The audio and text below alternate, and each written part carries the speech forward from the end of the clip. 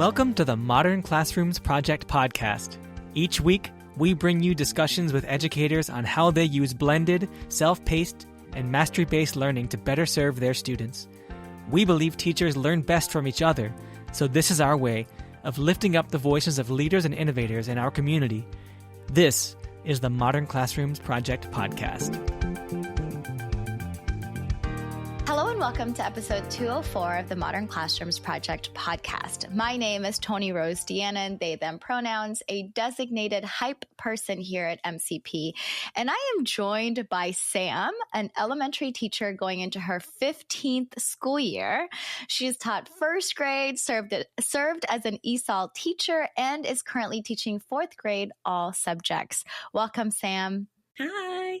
It's so exciting to be in this space with you. And thank you so much for saying yes to the podcast. I feel like this conversation is long overdue because you've been with us for so long. And so before we even dive into that conversation, what is bringing you joy currently? Oh, that's a good question. Right now, my daughter, she's 3.5 going on 13. So just the sass and seeing myself in her, but it's awesome. I get to spend a lot of time with her in the summer, so that's lots of joy. Oh, I love that so much. Kids are amazing. It's funny because we were just literally talking about how, you know what? I have dogs to remind me that I don't need kids right now. All right. Well, with that being said, tell us more about who you are and how you started your MCP journey.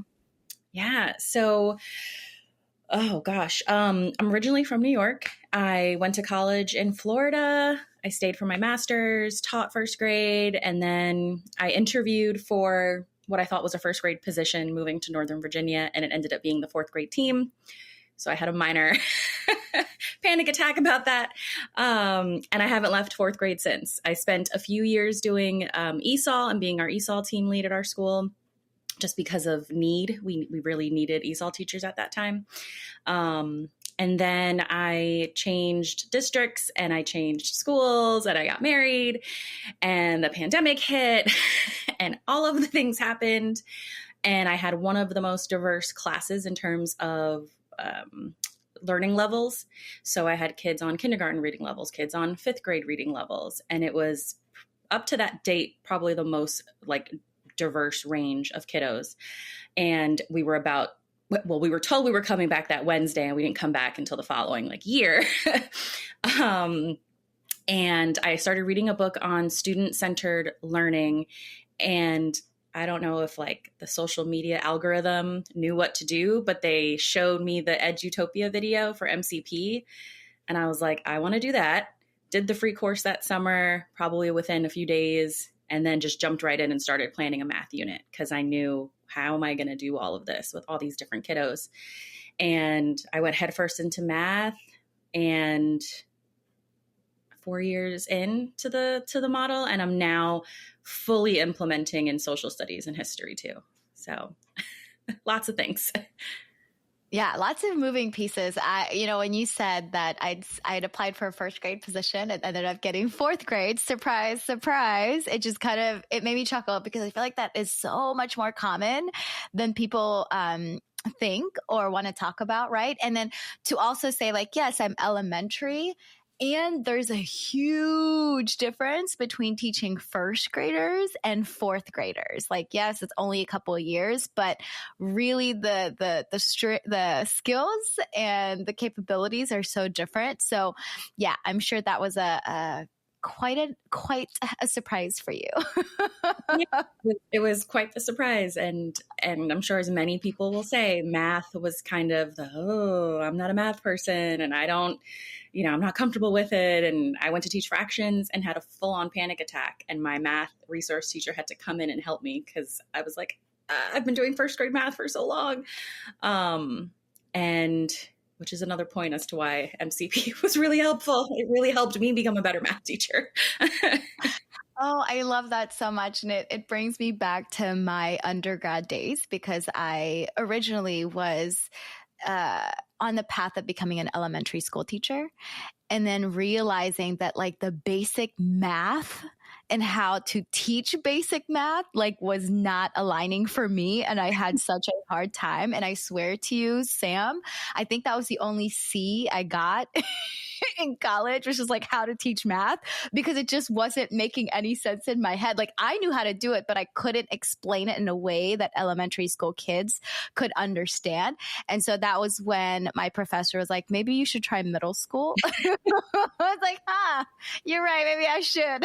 And that's how I ended up there. So yeah, I was actually really surprised also. And it shouldn't have been a surprise because you've been a part of this community for so many years. And I guess I took advantage of that, Sam. So my apologies.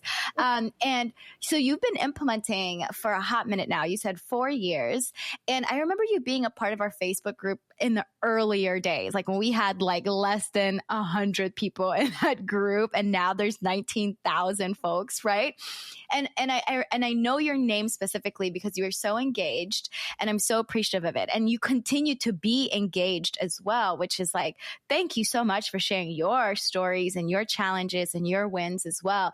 And so tell us how it has been implementing the model for the past 4 years. How has it changed? How has it improved your work-life balance? What have you seen with the students and stakeholders' perspective on the model? Because you have been implementing it for 4 years. And we're getting a lot of educators who are just going through the VMP, who are just now hearing about the model, and they have a lot of questions, rightfully so. And so I'm really intrigued because I only got to implement the model for a year also before doing full time with MCP. And so I'm so curious. 4 years. I know that Zach, our other co-host, has also been doing it for 4 years. I'm just so excited. Yeah. Tell us all the things. Well, I mean, it's changed a lot. It has gone it's gone through 2 different schools with me, the model. And this is going to sound a little woo-woo, I feel like, but honestly, it's what's kept me in the classroom. And I feel like it's just, there's teacher shortage, there's burnout, there's all these things happening. And especially as an elementary school teacher where you're teaching all of the subjects and you're trying to plan for all of the things and differentiate and meet all your kids' needs, but do it by this day and all of these strict guidelines. And it's hard. And, I've seen so many really good teachers leave the profession. And I feel like MCP came right at the perfect time for me. And it kind of re-engaged me into the career, and it reignited, I guess, the passion for what I'm doing. And not saying that there's not hard days and I don't have my moments, because we're human. But it's been a game changer completely for my classroom, and it definitely has changed. So the physical aspects of it has changed because like physical room spaces have changed. And as simple as it sounds, where you put your mastery check table matters, and where you organize where kids can get resources matters. And this year I'm going into a brand new classroom, so I'll be lugging all of my things into a new space, but it's a much larger space, and that'll take some refiguring. But I don't know, there's so many small pieces that have changed along the way, like my public tracker and the tracker that the kids use, but it changes with each group of kids. My instructional videos have stayed the same. I've tweaked here and there when I have to, but it's really just kind of the small like housekeeping pieces that have changed throughout the years, which is what we do anyway as teachers. We're always, tweaking and changing. I'm a big fan of not recreating the wheel. So I've always been a singleton too with MCP at my school. So it's always been just me, which is also really hard and can be really lonely. I do have a fabulous special education teacher that's going through the virtual mentorship right now. So I won't be the only one, which is great. But being the only one and doing it can be difficult. So I try to use what the team comes up with, and our team is fabulous, and we meet for what we call CTs every week. So if I tell any teacher that's coming in to try out the model, use what you already have. Go into your Google Drive, grab the slide decks you already have, grab the worksheets you already have. Use those things to become your practice and your mastery checks. So things that change are usually things that get improved with my team. So as the team improves, the different parts of our unit, I'll bring that into what I'm doing in my classroom. But I try really hard not to recreate the wheel, because that can also be a deterrent for many teachers. At the end of each unit, I also have kids do a reflection, and it's really funny because they're 9 and 10 years old, and it's just the array of responses that you get is great. But I really wanted to share, because that's really what hasn't changed and what keeps me going are the kids and how much they enjoy it. And at the end of every unit, they're the ones that tell me, can we do this in science? Can we do this in social studies? And I had one kid and I had to write it down. So I made sure I said it the way he said it. And he wrote, what did he say? Modern math classroom is the best, no cap. And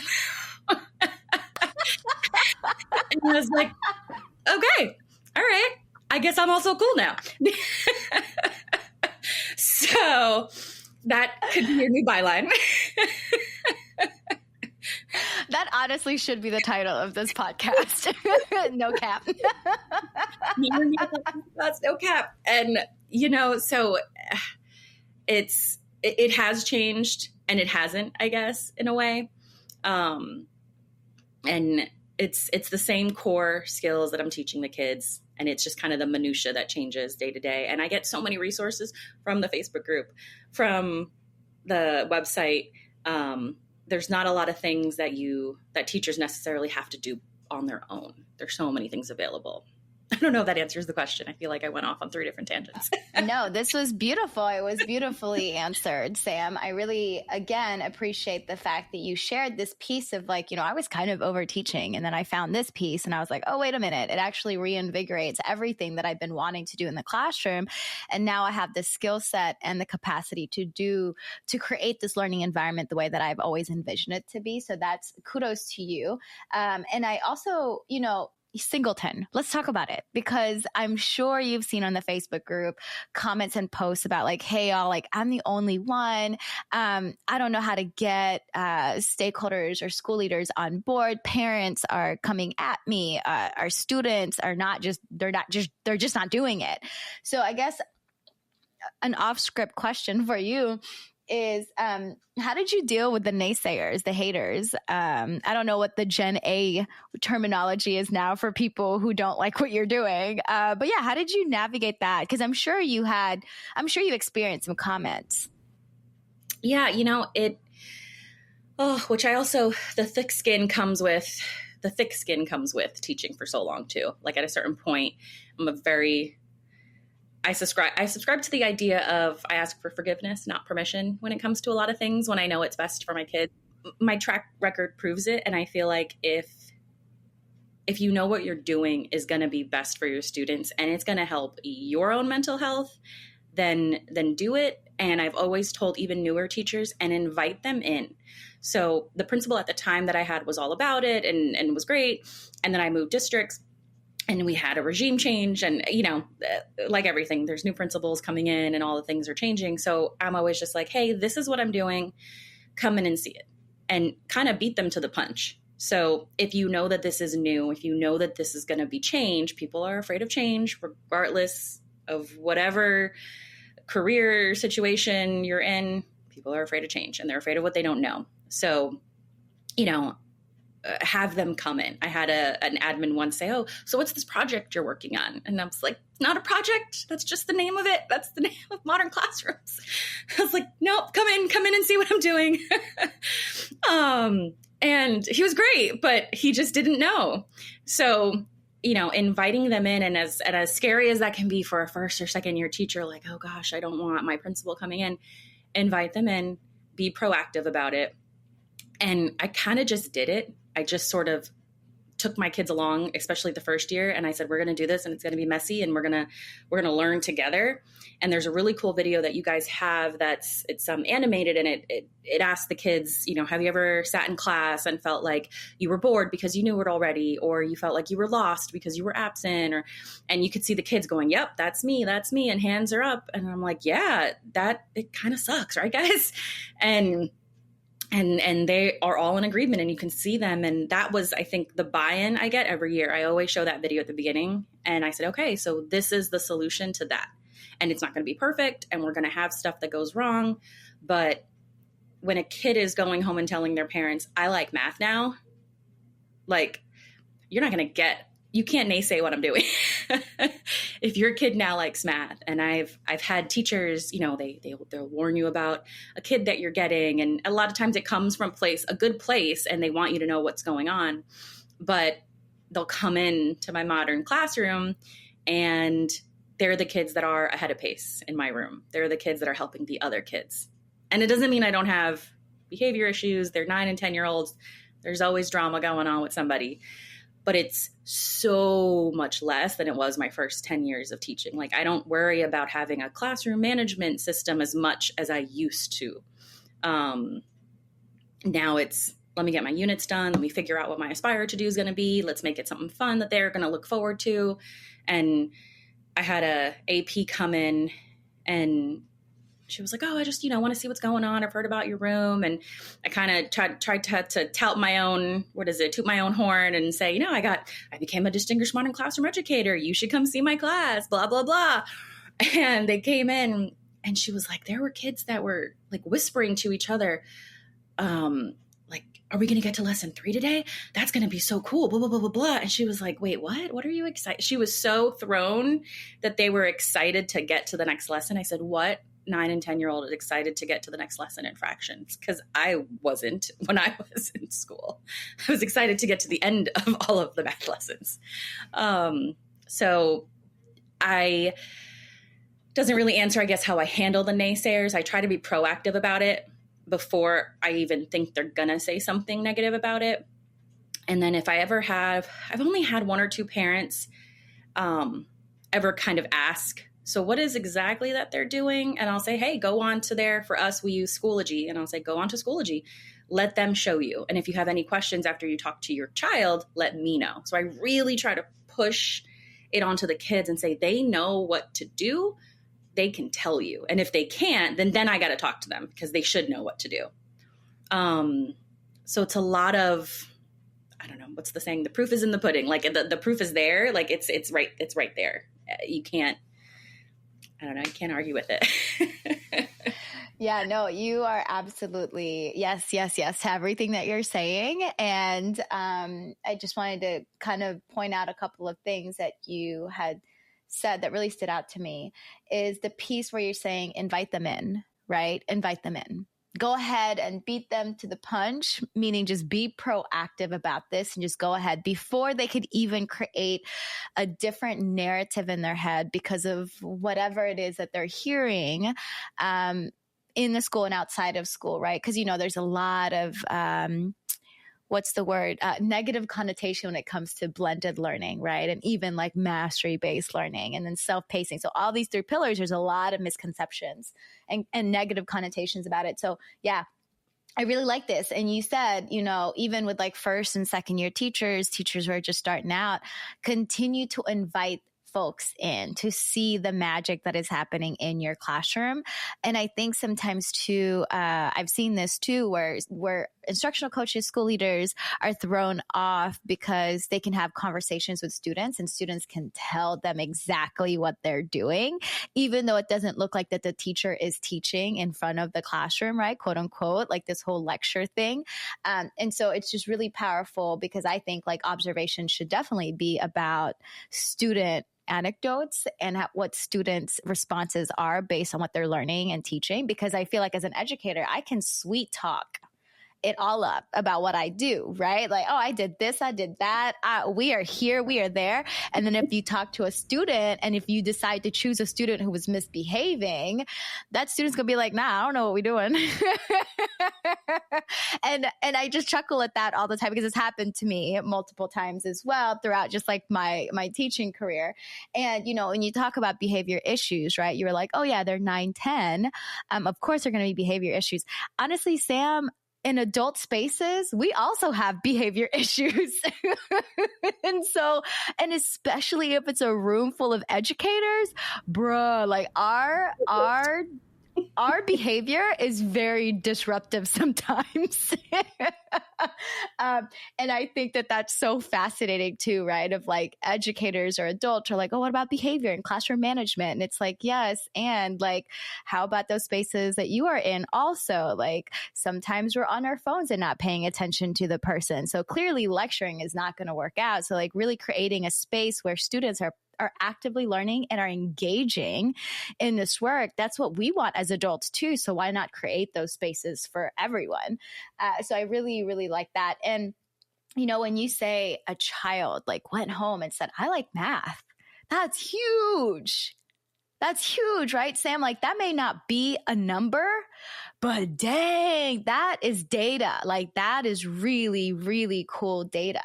I also always loved it. I taught English when my students come in and they say, I hate reading. I hate everything to do with English. And then we make it so much more fun than they had expected that they're like, oh, snap. I actually read 5 books this year. How did that happen? And again, just as a reminder, right? Like, when caregivers, parents, families come in and question it, it's not because they're doing it out of malicious ways, right? It's just really getting to know like, hey, I care about my kid. I care about the learning. So I'm going to have some questions. So I always like nurtured that relationship as well. If a parent or a caregiver came in and was asking a lot of questions, and I knew it was because of out of curiosity, out of care, and it may come off as like anger, right? Or frustration. But a lot of the times, like you said, it's fear, right? There's fear like navigates a lot of the way how we move, especially when it's things that we don't know. And so I love that you were just like, you know what, I'm not going to do it. Like, go talk to your student and they will be able to show you exactly what they're supposed to be doing in this new-ish learning environment, right? So kudos to you. That's amazing. I love that. I hope our listeners are able to, you know, pick up some gems as well, just based off of that one response that you had. And then, you know, when you talk about like, oh, I had a school leader be like, what is this project you're working on? I am quietly chuckling because I just got back from a conference and of course, you know, Modern Classrooms project. So a lot of the people were like, oh, tell me about this project that you're working on. And I'm like, yes, of course. And it's just funny. It's just a funny thing. So I'm really glad that you were welcoming and inviting and just go ahead and like, you know what, I'm going to get right to it in the front of it rather than waiting until they have all of these narratives in their head to just go ahead and get in front of it and have this conversation. So I love that. So then I guess like in the beginning, like first year, right? I know that you had said, hey, we're going to do this model and it's going to be real messy and that's okay because learning is messy, right? How exactly did you introduce the model? Did you have like a unit 0? Were you doing the video practice mastery checks like all together as a class, as a whole group first before you released them? Like, how did that work for you on your first year versus your 4th year of implementing?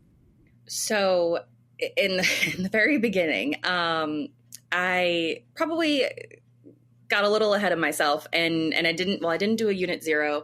I just kind of jumped right in with them and I said, hey, this is where the instructional video is going to be and this is everything else and like, go do it. That didn't work at the very beginning. I had to kind of reel them back in, but it was a lesson learned for me, just like with anything in teaching that we do the first time. Fast forward to now where I don't necessarily have a unit 0 with them, but we'll go through for math, for instance, unit 1, lesson 1, we will do together, painstakingly slow. And we'll do the video together. We'll talk about how should we take notes. We'll talk about what supplies should we have? Because they'll say, oh yeah, I did it. Okay, well, but where were your notes? And where was your headphones? And you did it magically in your brain? I don't know. So my advice would be to go slow, especially if you've got younger kids and probably with older kids as well. Go slow through the first, if you're not going to do a unit 0, go very slow. And I feel like it's with anything in teaching, like those first 2 weeks of school, you're not really doing a lot of content. You're doing a lot of procedural things, a lot of routine. So you can build that in and, okay, this is where I get my laptop. This is how I sit down. This is where I can sit. This is the tools that I need. This is where I can get the tools I need. So I definitely learned my lesson from just saying, go do it. This is going to work great. Because that didn't happen. There was maybe 1 or 2 kids who could, But I had to say, oh, wait, come back. You guys don't know how to watch a video, take notes, and all the things. But I had really good intentions. I was like, they're going to do it. And they did. They eventually did. But definitely learn to slow down a little bit, take it step by step with them. And then they end up helping each other, and they don't even need me. They're like, no, I'm good. So-and-so's going to help me. I'm like, oh, okay, cool. I'll go back over here. That's fine. This is actually a hot take, Sam, because, we're always talking about unit zero. And then now you kind of gave me a different perspective of like, you know what? I didn't have a unit zero, and that's okay. But we did do lesson 1 together so they can experience how painstakingly slow it is, and expecting for everyone to move the same pace. And so I really like that too, of like, no, we're going to do this as a whole group first, so you can kind of get a feel of it. And then you get to just do the rest on your own, which I think is really another awesome way, honestly, to introduce it. And another thing that I really love that you mentioned too is that, the beginning of the school year is chaotic. We know this. It's really messy with registration. Oh, actually, this kid is not supposed to be in your class. Oh, wait a minute. Here's 5 more students in your class. Oh, and you're going to teach this extra class that you had no idea that you're teaching. And so there's always a lot of interruptions in the beginning of the school year. And you pointed out that in the beginning, it's also like procedures, right? And I would even say like, hey, make videos, right? So that students can have those low lift activities, and the low lift activities is just procedural things, right? Like, hey, here's how to get to your LMS. Here's how to do your mastery checks or access your mastery checks. This is how you ask for help, or like, if you're absent, this is what you do, or whatever, right? And so I really like this procedural thing too. And I think I'm even going to say, like, listeners, get creative with the procedures, right? Like, I know one year, it was a year before I started implementing the model, and I was already doing like some videos in the classroom for my students, but it wasn't as detailed as it was with the model. And one of the things that I did was I was traveling a lot in the summer. So I was making videos, like really snippets of videos of me and like the expectations of the classroom and how I wanted it. And mind you, this was summer, and like, I don't recommend like taking up time and space in the summer to plan, but I knew that I wanted to showcase like what I was doing in the summer with my students, and then like incorporating some videos there. So I had like videos from Hawaii. I had videos from like all the places that I was in, and the students really loved it because it was like, yeah, it was procedural, but I'm like, yeah, I'm hiking in Hawaii, and this is what I want to talk to y'all about. This is how you get your whatever procedure it is that I wanted them to do. And it was a very quick, like 2-3 minute video, but they saw, my environment, where I was. And so again, just get creative with it. You don't actually have to be sitting in front of your computer recording videos the entire time. You can get creative with how you do that. So you said that, and it reminded me, last year I actually had a group of kiddos. I had played around with Screencastify a little bit, and I was trying out their submit piece, which is like their assignments and things. And I ended up having my kids, for reading, because I don't do it with reading. We have a new thing coming down the pipeline this year. And I said, let me hold off. Let me see what's coming first before I do anything. So knowing that was coming, I actually had my kids I had 5 tables in my room, and each table got assigned basically one of the big skills in our room during our reading workshop time. And I made a very simple, maybe 4 or 5 slide deck for them that they had to fill out first with their group. And it was, what does going to the classroom library look like? What does it sound like? What does transitioning from the carpet to the table to the hallway sound like? Things like that. Tips from 4th graders who've done it before. Things you need to know about Mrs. Whitelaw when it comes to the classroom library and her books and her prized possessions and things. And they did the slide deck, and then they got turns going into our hallway and recording. So they actually made videos over the Google Slides, and they thought it was just like the best thing ever. And then we played the videos for all the groups could see, which was really nice. And it was the last 2 weeks of school where you're like, why are we in school? State testing is over and there's nothing left. So we had some really cool videos that they worked on. And I told them, I said, your videos are going to be the instructional videos. I'm going to take your video and I'm going to put it on Edpuzzle, and we're going to add questions, and I'm going to take your slides and make them into fill in the blank notes. And then kids are going to have to do mastery checks from your video. So I just took all of that work off of me And now my previous fourth graders are going to teach my new fourth graders this year how to do reading workshop and like teacher win.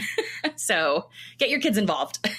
Yes, I really love this. Oh my gosh, you're brilliant. Like you said, not having to recreate the wheel. Like you're right. You're going to have the same procedure for library, for your books, for like how you transition, right? And I love that part.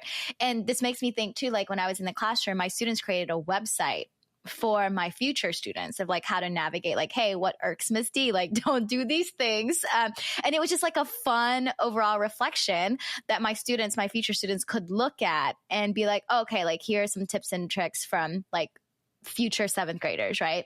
And it was, and I would have loved to do the procedures, and again, like you said, get the students to do it. The less work we got to do, the better. So might as well get them to be creative.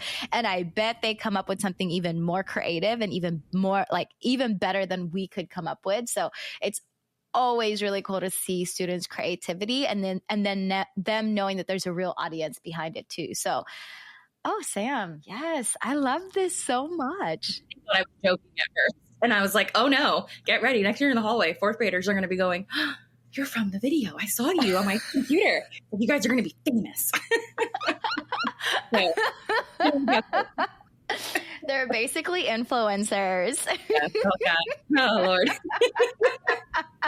Yep. All right. So I have a question. I know that you started out implementing in math, Sam, which I feel like a lot of people do because it is a lot, quote unquote, easier to do it in math, right? But now you're implementing in history and science as well. And I know listeners caught the thing that like you're not implementing in reading yet because there's lots of changes there. So you didn't want to like rock that boat or do anything, right? And so how do you ensure you're balancing self-pacing, collaboration, and small group / whole group teaching for all of those? Because I can already hear people being like, that's a lot of screen time, or like, that's a lot. Like, that's a lot. That's 3 subjects. How do your students not get bored? How do you keep them motivated? What are your thoughts on that? I don't know. No, I don't know how I do it. No, I with elementary, the kind of concrete part is the timing part where we only have a certain amount of time for each subject. So that's already done. We have to do science within this hour and we have to do reading within this and math within this. So that part's already carved out for us. And, in terms of screen time, it's really, I feel like it's really up to the teacher. Your instructional videos are going to be on the computer. Yes. But they don't then have to get back on the computer if you don't want them to. You could have all the other activities could be group activities. They could be solo activities. I try to give them a lot of choice. So obviously the instructional video, they have to do it. The paper part is the notes that goes with it. But then for them to practice, there's a paper option. There's like a quizzes, gamified practice option. There's another Edpuzzle option. They get tons of options. They get review pages they can work on.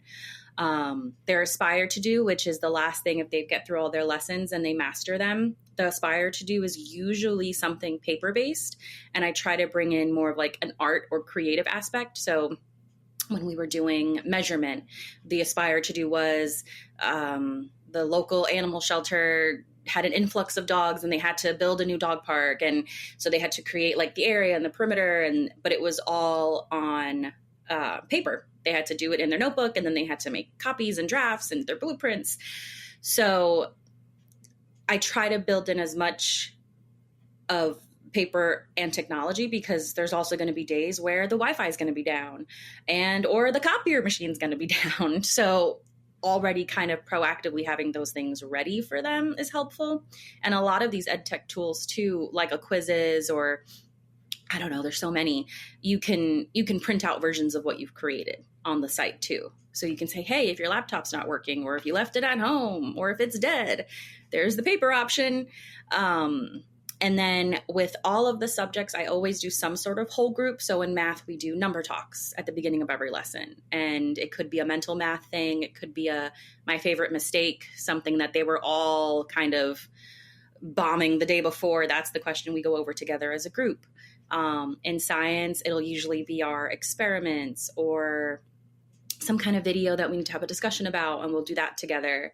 And then in social studies, it's usually a read aloud or some kind of chapter book that goes with the unit, and we'll do that together. So I'm kind of using, again, not recreating the wheel. So whatever you would normally do, if you would normally do a read aloud for this, if you would normally do an experiment, then still, you're going to still do that with your kids. And then just finding ways to give them options to go between the computer and paper. I think the content itself is different enough where the kids aren't getting bored, because they're going to go from fractions, and then they're going to go to the solar system, and then they're going to go to ecosystems, and, you know, they're going to the Revolutionary War, and they're watching pieces of Hamilton that I'm putting on.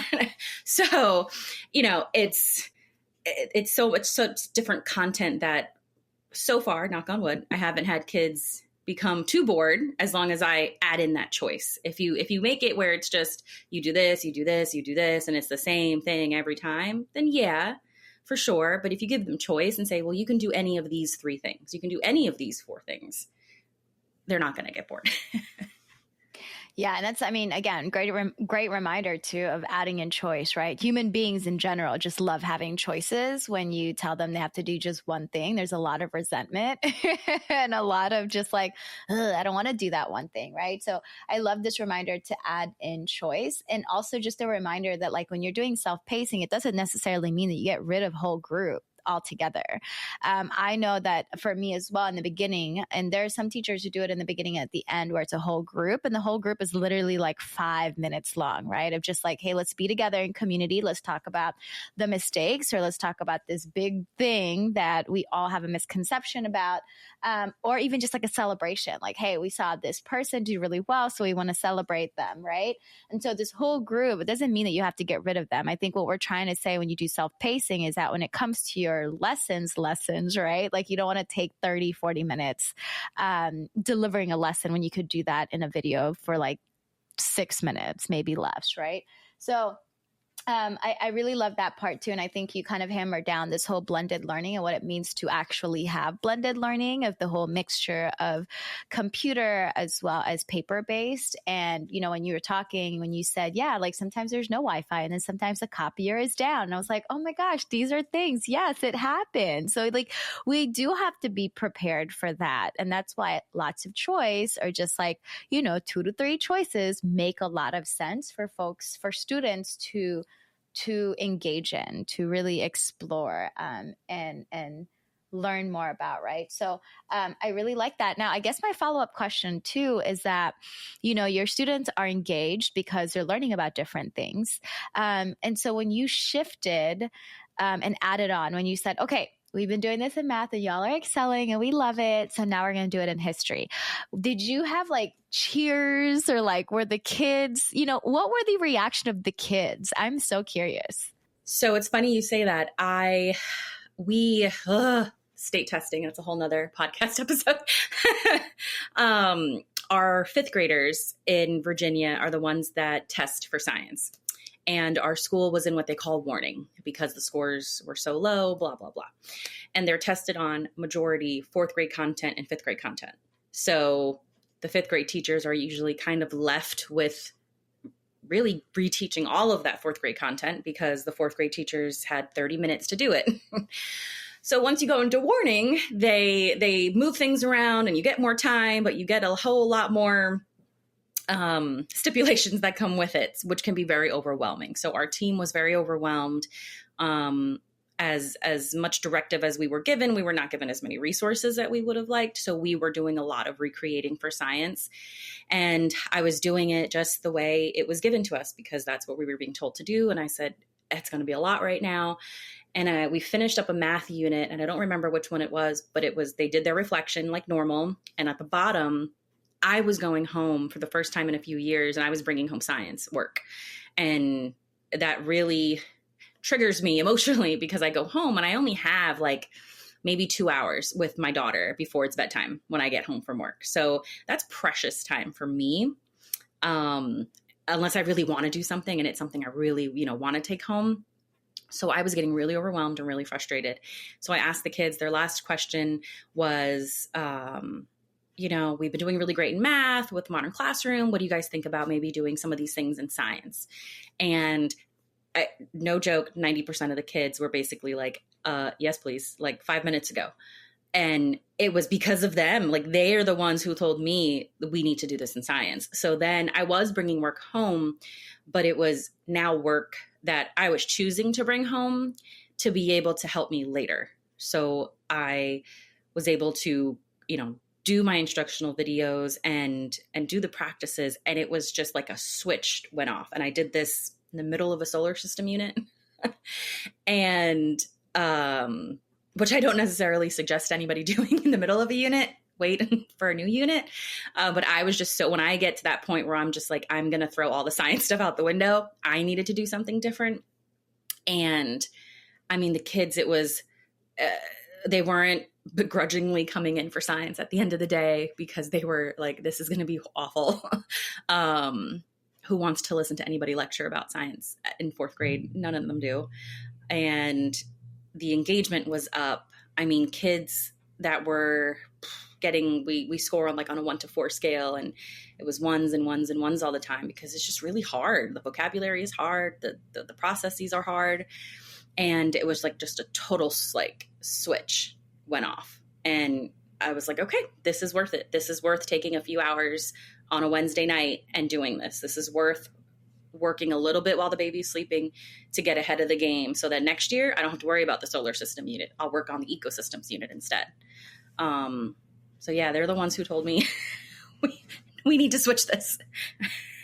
Yeah. And I mean, I think you just bring up a really good point too of like, this is the work that I didn't want to work on, especially not at home. And knowing that like, may have to do it again next year, like that is not motivating at all. And so for you, like, it is very activating, right? To think about like the amount of work that we take home as educators and the amount of pressure that we feel of getting that work graded and given feedback like in a good amount of time. Like that is, yeah. And then especially if you have a family at home too. So thank you for naming that reality of like, no, I didn't, this is not what I wanted to do. And so I created something that I did want to do. And it was the students who pushed for it. So kudos to you for providing that space and getting students to advocate for what they want as well. And so, yeah, in the middle of the unit as well, Sam,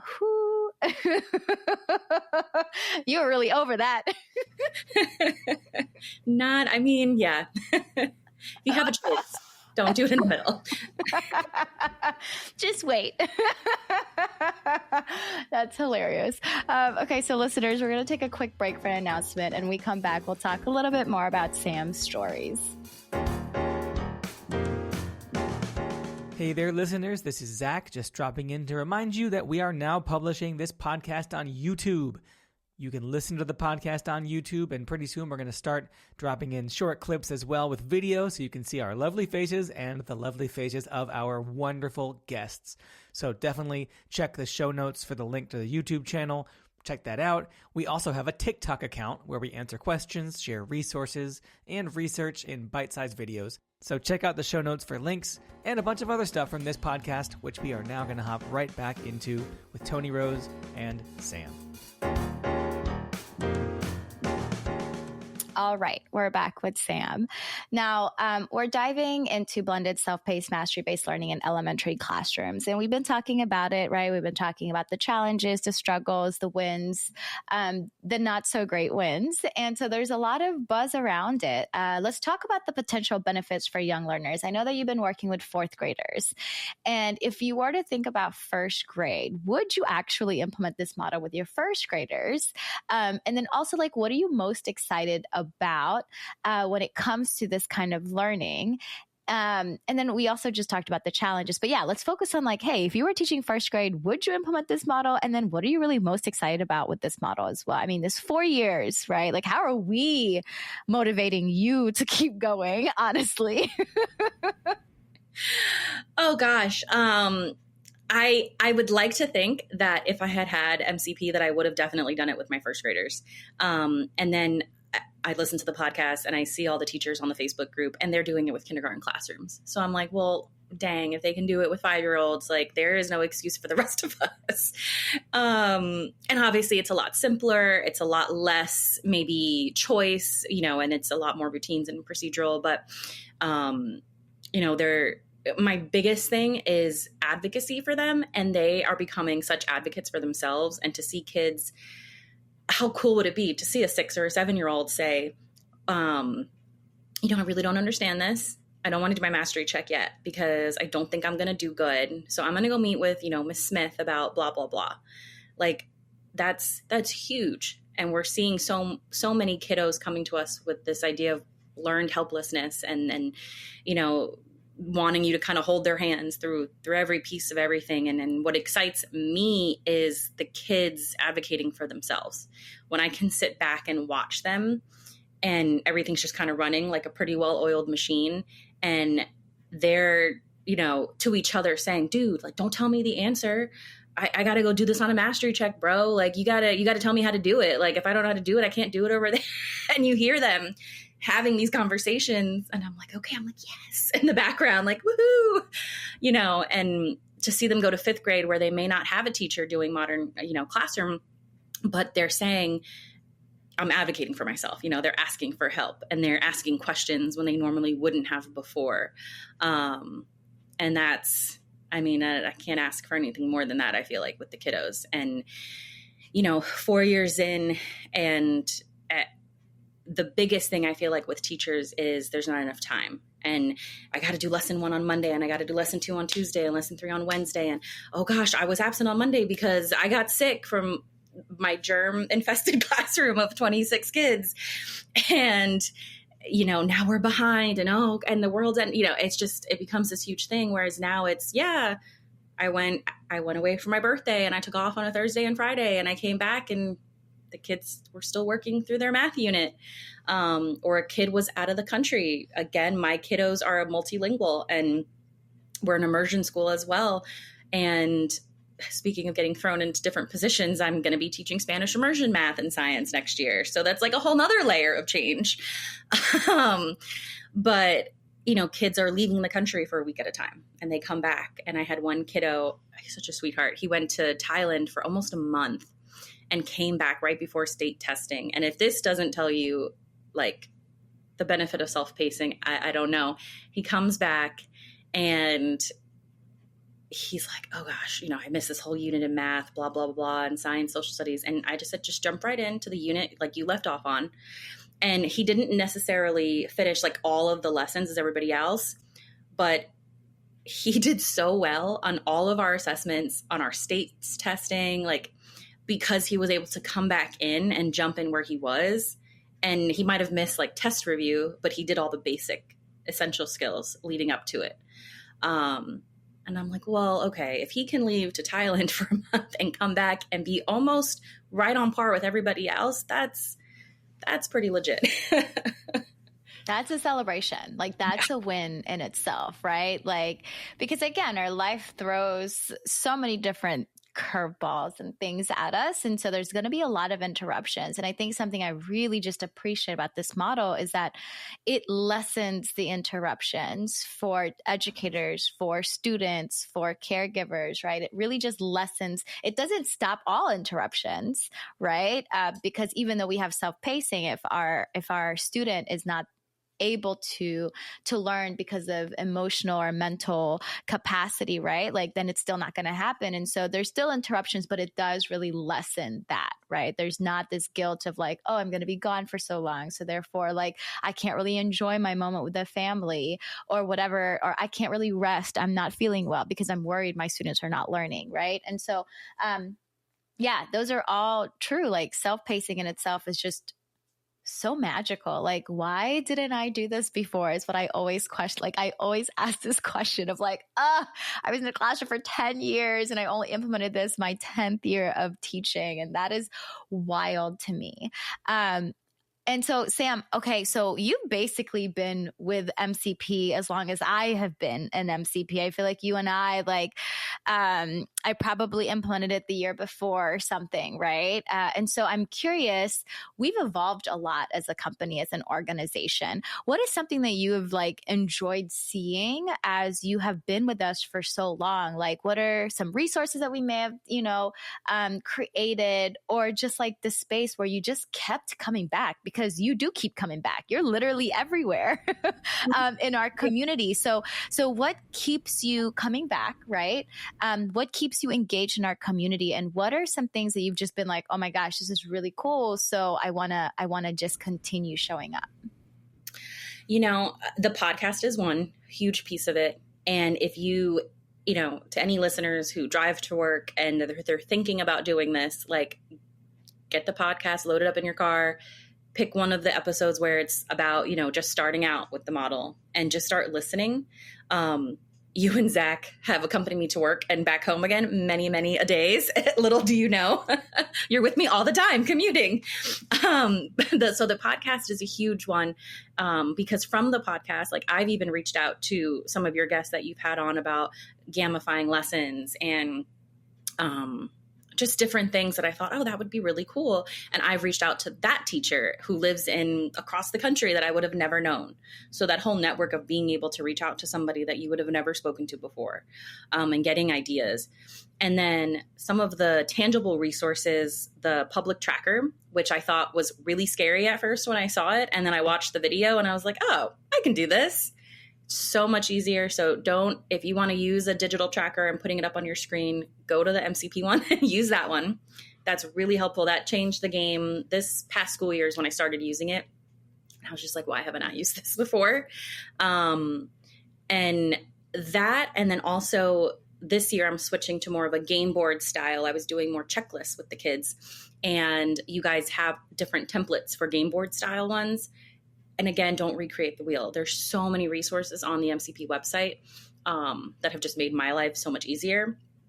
So you don't have to worry about, because we can get caught up on, oh, but this doesn't look right, and this box is here, and and then we'll spend 3 hours procrastinating on the game board or the tracker or the checklist and never actually get to the content. So using some of those kind of staple pieces that is already offered and available is really helpful.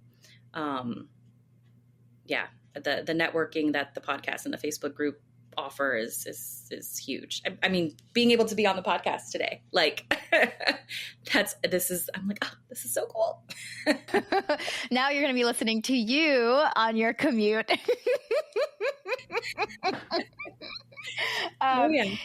Yeah. And I love this, right? Like, we get to elevate and amplify educators' voices, and being able to share their stories as well. And one of the things that came up for me, because you were saying like, oh, why haven't I been trying this public tracker? And it's because fear, right? Like, fear keeps us from trying new things. And then once you do it, you're like, wait a minute, why haven't I been doing this for all this time? And so I think like sometimes when it's fear that's coming up, right? Like, let's just go, like, let's do it. Let's try these things, find someone to hold your hand, or just like do it yourself, right? Like, confidently, or do it scared. I think Will Smith said something like that, right? Like, if you're scared, that's cool, but like, do things scared anyway. Still do it. I also have a question. I know that you took our free course like back in the day. Have you had a chance to check it out now? No, I actually haven't gone back to it. Damn, you're gonna love it. So I would say whenever you have time, whenever that is, definitely go back into our free course, because it has evolved. It is like so beautiful. And then we have other courses as well that are free for folks who have done the free course. So like, you get the free course first, and then once you finish it, then you have access to other like courses that we've now created, which we call like the MCP University. So definitely check that out, Sam. And I'm so curious to see what your thoughts are. But yeah, just a heads up, listeners, like, you want to go through the free course. Once you finish that, then you'll see all these options as well. I don't think that you'll see it right away. But yeah, definitely check that out. And so, oh my gosh. Okay. So Sam, what do you hope to see in the future? More people using MCP. Right. just do it. Just do it. Jump in. I'll hold your hand. Just more teachers and schools shifting their mindset from the traditional lecture style, because we know that it's not really working for everybody. And I remember hearing this, it was probably undergrad, where when you're lecturing, you're only actually reaching a third of your audience. So if you're looking at your class and you have almost 30 kids, okay, you're reaching 10 of them, but what about the other 20? Those are the ones that are rolling around the carpet. There's the ones that are yelling out or whatever it is that they're doing, picking at the carpet, So if we know it's not working, that's the definition of insanity, right? Doing the same thing over and over again and expecting it to work. It's not working. The kids are changing. Technology is a part of their life. Like, we have to change along with them. And my sister-in-law used to say, she had this saying about like, choose your hard. And, I said traditional style teaching is really hard, and it's getting harder. And trying something new like MCP is also hard. So, but you have to choose your hard. Are you going to stay in the hard that you're in, or try something new that might be hard too, but might also have a whole lot more benefit to you? And just for more teachers not to be scared, or to be scared, like you said, and just do it and try it and see what happens, because that's what we do anyway. When we walk into the classroom, we're hoping it works when we walk in, and we're hoping that it sticks. And if it doesn't, we try again on Tuesday and on Wednesday. Yeah, the world actually doesn't end when things don't work out the way that we need to work out. Like, we create this narrative that like, oh my gosh, if we mess up and if something is not great, then everything is just going to be awful. And it's like, no, not really. If anything, the kids will just be like, oh, okay, and then move on. Yep. I meant to do that. I was just checking if you guys were paying attention. Totally. Right. It makes us definitely more human. And again, thank you for the reminder of choosing your hard, right? Because everything honestly is hard. You just get to choose whichever hard you want. So, thank you for that. And so, Sam, how can our listeners connect with you? Because you have a lot of expertise here and experiences from like fourth grade, just implementing in math, and now in science, and now history. And now you're going to do it in reading, and how you're keeping your sanity. So how can our listeners connect with you? So Facebook group is a great way. It's I believe I'm under Samantha Whitelaw there. And then at That Teacher Mama on Instagram, MOMMA. And I'll answer DMs and all that. But yeah, Facebook group is also super easy too. Yes. And y'all, like, Sam is super engaged and super welcoming, and just such a blast to be in the presence of Sam just virtually. So this is our first time actually having a conversation synchronously in real time. So it's actually really, really dope. So again, like, just thank you for showing up. Thank you for being you. Thank you for believing in us and just continuing to show up and engage with the community for 4 years now. Sam, I feel like I need to like give you an award or something, because like, that's dope. That is so dope. It's so cool to see that. And I'm sure that we have a lot more teachers who are also have been implementing for many years. And so again, just thank you. Listeners, remember, you can always email us at podcast@modernclassrooms.org, and you can find the show notes for this episode at podcast.modernclassrooms.org/204. We'll have this episode's transcript uploaded by Friday, and we're also doing a new thing where we're going to do YouTube audio as well as YouTube shorts with our podcast. So look out for that. So be sure to check back to access those. Also, we are asking our listeners to leave a review if this podcast has been helpful in supporting you to create a human-centered learning environment through blended, self-paced, mastery-based model. It does help other folks find it. Thank you all for listening. Have a great week, and we'll be back next Sunday. Thank you so much, Sam. Bye. Thank you. Thank you so much for listening. You can find links to topics and tools we discussed in our show notes for this episode. And remember, you can learn more about our work at www.modernclassrooms.org, and you can learn the essentials of our model through our free course at learn.modernclassrooms.org. You can follow us on Twitter, Facebook, and Instagram at modernclassproj, that's Proj. We are so appreciative of all you do for students in schools. Have a great week, and we'll be back next Sunday with another episode of the Modern Classrooms Project podcast.